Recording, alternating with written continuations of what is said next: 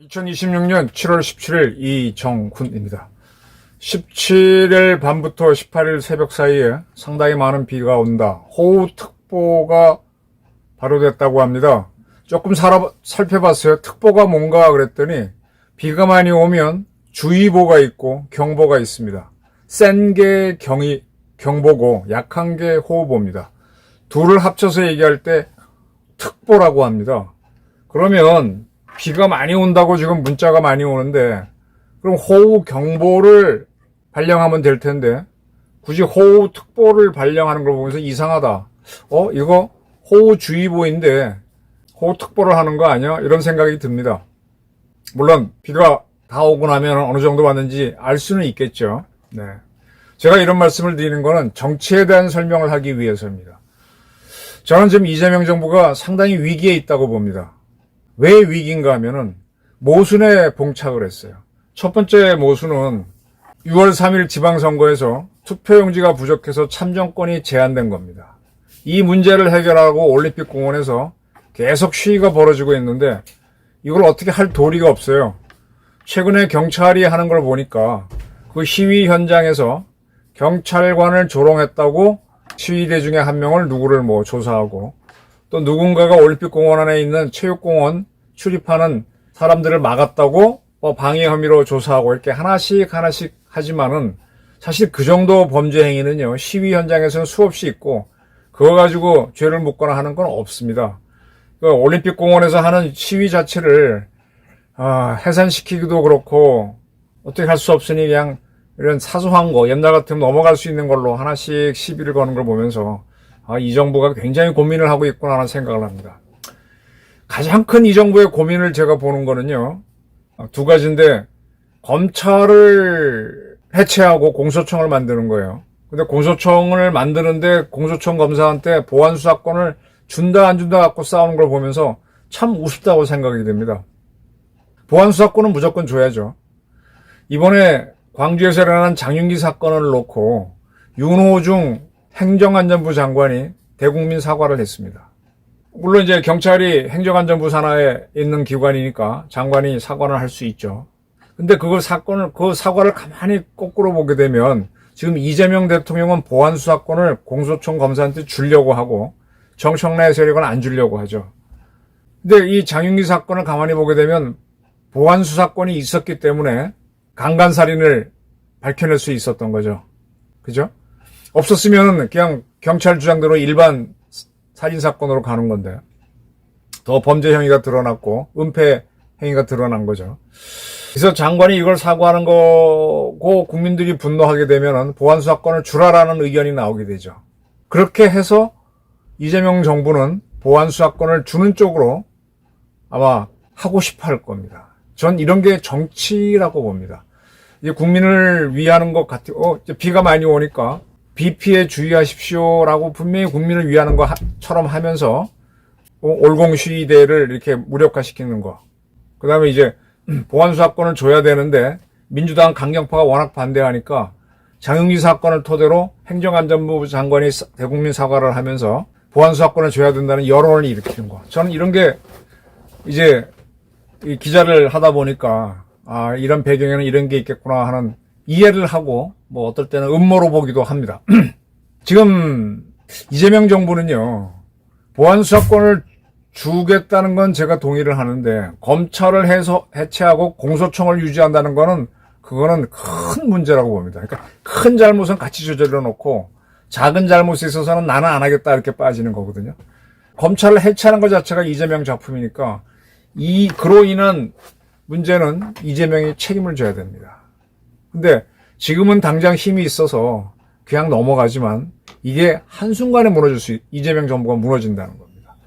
지금 계엄에 참여했다는 이유로 숙군을 하다가 사관학교 통합까지 지금 무리해서 추진하고 있어요. 그걸 국방개혁이라고. 뭘 위한 국방개혁입니까? 아무 의미가 없죠. 근데 저걸 하기 위해서 국민공청회를 어쩌고저쩌고 하는데 이런 것들이 위기를 불러온다는 얘기입니다. 이런 말씀을 드리고자 합니다. 이 권력이 붕괴할 때 어떤 분들은 지금 이재명 정권이 워낙 강경으로 나가는 걸로 보이니까 겁이 난다라는 얘기를 하는데, 저는 반대로 이재명 정권이 지금 꼴깍꼴깍 하는구나 하는 걸 오히려 발견합니다. 이재명 정부가 얼마나 당황했으면은 3대 메가 프로젝트를 한다고 하면서 지방을 키우겠다고 발표했죠. 그것도 호남부터 키우겠다고 발표했습니다. 그건 좋아요. 근데 국가 예산은 다음으로 하고 기업 예산을 써서 하겠다. 기업은 막 질질 끌려다가는 그런 모습이죠. 이제 그런 거를 막 발표하는데, 그것이 자기 임기 중에 뭐 할 수 있는 거라면 좋은데 아닌 거라면 어떻게 되나요? 국민들이 속았다라고 판단하게 되면 엄청난 저항이 생기면서 박수치는 세력조차도 속였다라고 하게 되면 권력이 붕괴됩니다. 근데 이런 걸 추진하는 과정에서 이재명 대통령이 산업화 시대의 박정희 대통령 업적을 인정하는 걸 저는 들었습니다. 6월 29일 때도 또 박정희 산업화를 인정하면서 지금 AI로 키워야 된다 이런 주장을 하는 걸 봤거든요. 저는 이걸 어떻게 보는가 하면은 이재명 정부가 그동안은 보수 세력을 적대시해왔잖아요. 그게 자기네 세력을 지키고 표를 얻는 방법이라고. 근데 지금은 그렇게 NT한 쪽으로만 가게 되면 권력은 쥐지만은 계속 권력을 유지하기는 어렵습니다. 그래서 산업화 세력을 인정하는 쪽으로 가고 있는 거예요. 특히 그 계기는 6월 3일 지방선거에서 문제가 생기면서 원하는 승리도 하지 못했고, 또 참정권 침해라는 헌법적 가치를 건들게 되면서 모순에 처해버렸죠. 민주주의를 하겠다고 하는 세력인데. 그래서 그걸 덮기 위해서 3대 메가 프로젝트를 하면서 하다 보니까 결국은 산업화 세력이 옳았다라는 걸 하게 돼요. 6월 3일 참정권 사태를 계기로 6월 10일부터 이 시위가 본격화됐죠. 이런 것들이 87년도 6월 항쟁이 6월 10일 날부터 본격화됐었죠. 그리고 6월 29일 날 노태우 민정당 대표가 6.29 선언을 하면서 그 시위대의 요구를 받아주면서 직선제로 지금 육공헌법 체제로 바뀌는 그런 모습을 보입니다. 저는 이재명 정부가 지난 1년 동안 굉장히 내란몰이 하면서 억압적으로 왔거든요. 그런데 지금 지방선거를 계기로 6월 10일부터 올공사태가 벌어지고 본격화되고 하니까 이제 위기에 처해서 3대 메가 프로젝트란 걸 물론 준비는 했던 거죠. 근데 너무 성급하게 내놓으면서 6월 29일 날 박정희 대통령을 인정하는 발언을 했다. 그 결국 뭐냐? 조용한 6.29 선언을 했다. 6.29 선언을 해놓고 나서 그 다음에 이제 전두환 정부가 지나가고 이제 60년부가 들어설 때까지 시간이 걸리죠. 근데 싹 급격한 민주화로 갔고 60이 들어서면서 어떻게 됩니까? 바로 50 청문회, 광주 청문회 열리면서 군부 정권을 재단하기 시작하면서 세상이 확 바뀌죠. 87년, 88년. 그죠? 마찬가지로 저도 이재명 정부는 지금부터 지금 이제 비가 많이 오는 걸 이걸 이용해서 올공 사태를 끊어내고 이재명 정권의 막 대한 공격을 끊어냈으면 하는데, 이게 그치고 나면은 이재명 정부는 점점 더 모순에 몰릴 것이다. 기업들이 투자를 안 하거나 또 원하는 대로 잘 안 되면 어떻게 할 겁니까? 저는 권력이 붕괴하는 거를 87년에 전두환에서 그 다음 60으로 넘어가는 과정은요, 그때는 전두환이라고 하는 굉장히 센 대통령이 있어서 6.29 선언도 사실은 전두환 씨가 자신이 있으니까 노태우 보고 하라 그런 거죠. 노태우는 안 하려고 그랬잖아요. 근데 하도 압박이 세니까 선언을 하면서 전두환 작전은 그거죠. 자기 후계자인 노태우가 국민 요구를 받아들여서 6.29 선언을 하면 오히려 김대중, 김영삼을 이길 수 있다라는 그런 판단에 의해서 6.29 선언을 하게 만들고, 그 다음에 1로 3김, 김종필까지 붙어가지고 셋이 이제 단합을 했으면 노태우한테 이길 때 단합을 못하는 걸 알고 있죠. 그래서 1로 3김이 붙었을 때 결국은 노태우가 당선이 되면서 정권 재창출에 성공합니다. 그리고 나서 50 청문회, 광주 청문회 열려서 전두환이 당하긴 하지만 어쨌든 자기 임기까지의 전국을 컨트롤하면서 정권 이양을 합니다. 자, 지금 이재명 정부는 또 하나 비교되는 게, 제가 이래저래 자료를 찾다 보니까 박근혜 정부 사례가 하나 떠오르더라고요. 박근혜 대통령이 취임하고 굉장히 인기가 좋았어요. 항상 60% 이상의 지지를 받았습니다. 그러다가 2014년에 한 방을 먹어요. 사실은 부글부글 하던 것들이 터져 나온 거죠. 그게 뭔가 하면 세계일보가 11월 달에 정윤회와 십상지 사건을 보도합니다. 정윤회라고 하는 청와대에 들어가지 않은 실세가 강남의 모 음식점에서 매번 그때 문고리 상인방이라 그랬죠. 박근혜 측근을 포함한 10명과 청와대 직원 10명과 만나서 청와대 내부 문제를 논의하고 또 청와대 내부 정치를 한다. 그런 문건을 청와대 공직기강 비서실에서 만들었는데 그걸 찾아서 보도를 한 거예요. 1년 전 거긴 하지만 한 7, 8개월 전일 걸까요? 그걸 찾아내서 보도를 합니다. 근데 그 문서는 공직기강실에서 만든 건 맞는데 그게 사실이라서 그걸 정리한 게 아니라 이러이러한 세상에 찌라시가 돌고 있다고 찌라시 내용을 옮겨놓은 거였어요. 근데 그게 터지니까 박근혜 대통령하고 정윤회 씨의 관계에 대한 구설수가 오르면서 그 60%대를 넘던 박근혜 대통령 지지율이 40%대로 뚝 떨어집니다. 그리고 나서 그 다음에 연속적으로 터져 나오는 게 몇 개 돼 있죠. 메르스 사건 터지고, 정확하게 말하면 박 대통령이 이 정윤회 사건 전에 세월호 사건 때 대처를 제대로 못했죠. 연속으로 그걸 2개를 맞으면서 축축 지지율이 떨어지면서 그리고 나서 이듬해에 최준실 사건 JTBC에서 태블릿 PC 보도하면서 박근혜 탄핵으로 갑니다. 그 모든 일들이 한 1년 사이에 확 벌어져요. 60% 지지율에서 막판에는 한 10%도 안 되는 지지율로 툭 떨어지면서 박 대통령이 완전히 힘을 잃어버리죠. 상상이 안 되는 사건. 세월호 사건, 그 다음에 정윤회 십상시 사건, 이거는 찌라시 갖고 만든 그런 건데. 그 다음에 아주 이상한 태블릿 PC 최준실 사건 보도하면서 박근혜가 무너져 갑니다. 그리고 탄핵이 되죠.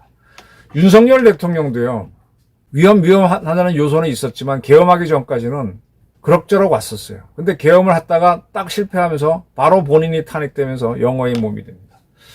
지금 이재명 정부가 굉장히 힘을 쓰는 것 같지만 이미 당내 모순이 많이 올라와 있고, 그 다음에 이 당내 모순과 이 정권 모순을 극복하기 위해서 내놓는 안들이 참 대한민국에 도움이 안 되는 거잖아요. 지금 먹고 사는 문제보다 중요한 게 죽고 사는 문제인데 죽고 사는 안보 시스템을 마구 흔들고 있잖아요.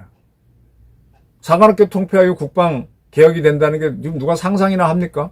지금 북한이 어떤 무기를 갖고 있고, 북한이 이번에 노동신문에서 림팩 훈련에서 한국 해군 그 사령관이 전체 훈련을 지휘하는 걸 명렬히 비난하면서 적개심을 올리고 있습니다. 근데 그러면서 북한은 지금 뭐를 하고 하는데 거기에 대해서는 지금 전혀 대책이 없는 게 이재명 대통령 안국백 장관이 이끄는 국방부잖아요. 그런데 무슨 사관학교 통합을 해서 이 문제를 풉니까? 그리고 이종석 씨가 이끄는 국정원은 지금 북한 정권을 와해시키는 모사드와 같은 공작을 해야 되는데 이란 와해시키려고 하는 전혀 그런 거 하지도 않고 아무것도 존재감이 없지 않습니까? 무슨 안보기관이에요? 그리고 검찰을 해체하는 게 국민을 위한 건가요? 자기 권력을 위한 거죠. 권력을 위한 거니까 민주당에서는 친명계든 반명계든 같이 갖고 보안수사권에서 약간 차이가 있을 뿐이죠. 이런 거를 내놓고 쭉쭉 가니 사람들이 지식이라 그럴까 정의감이 있습니다. 그게 어긋나면 사람들이 외면을 합니다. 아무리 권력이 눌려도. 이미 이 민주화 사회에서는 상당한 시민들이 합리적 판단을 하기 때문에 너무 안 맞는 주장을 하면은 자기가 힘이 없을 때는 가만히 있지만 조금만 바뀌면은 그런 못수하고 한순간에 버리는 거를 저는 많이 봤어요. 이재명 정부는 검찰개혁, 경찰개혁 무리하게 추진했고 그 외에 계엄 내란몰이도 너무 심했죠. 사실 내란 재판은 김문수가 당선됐더라면 일어나지도 않을 사건이었는지도 몰라요. 탄핵은 됐더라도. 지금 검찰이 수사권이 있어야 된다는 가장 중요한 증거는 이재명 정권이 지금 1년 몇 개월을 지났는데 특검은 검찰보다 센 거잖아요. 수사권도 있고 기소권도 있는 그 특검을 몇 개를 운영합니까?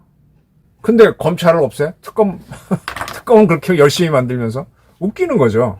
그게 모순입니다. 이 모순들을 극복할 만한 힘이 있어야 되는데 지금 이재명 대통령은 대장동 사건 외에 쌍방울 사건, 선거법 많이 걸려 있습니다. 재판을 억지로 중지시켰고 또 지금은 잠시 말이 들어갔지만 김현지가 실세다라는 게 계속 잠재되어 있습니다. 그러다가 이 중에 뭐가 하나 터지면 정윤회 박근혜 관계를 의심하면서 박근혜 정부를 무력화시켰던 것처럼 한순간에 이재명 정권은 붕괴로 갑니다.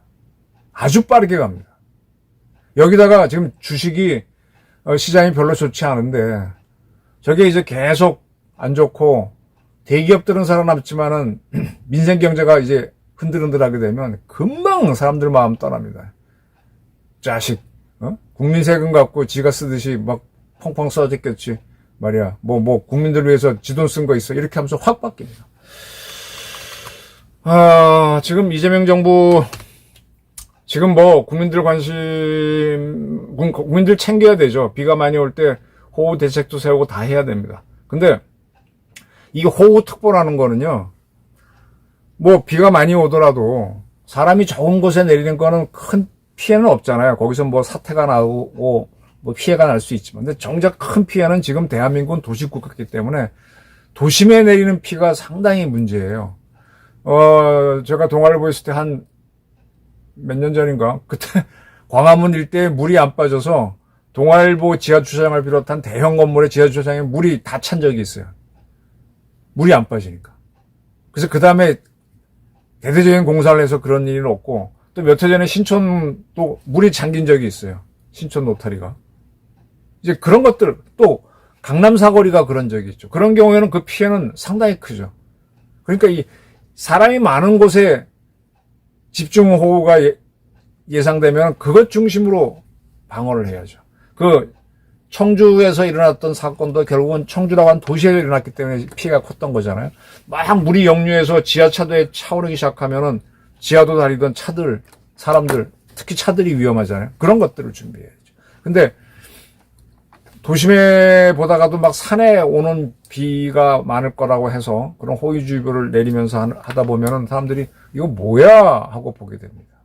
국민을 위해서 자연재해를 피해가자는 주장을 하는 건 좋은데 진짜 정작 풀어야 할 문제를 못 풀고, 그리고 잘못됐으면 수정을 해야 되는 수정을 하지 않고 엉거주춤하게 가면서 뭔가 넘기기 위한 걸로 이렇게 보인다 그러면 국민 눈은 매서워집니다. 이재명 정부가 박근혜 정부의 붕괴, 그때 이제 민주당 정권이 굉장히 뻔뿌질을 했죠. 뭐 정윤회 사건, 최순실 사건 엄청나게 했죠. 근데 그렇게 하고 난 조직은요, 나중에 다 업보를 받더라고요. 어떤 식으로인가.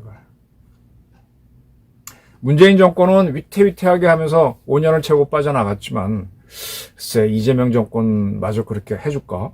우리 국민들이 저렇게 정과가 많은 건 차치하더라도 자기 재판 중지해놓고 남 두드려 패는 저런 정권이 가능할까?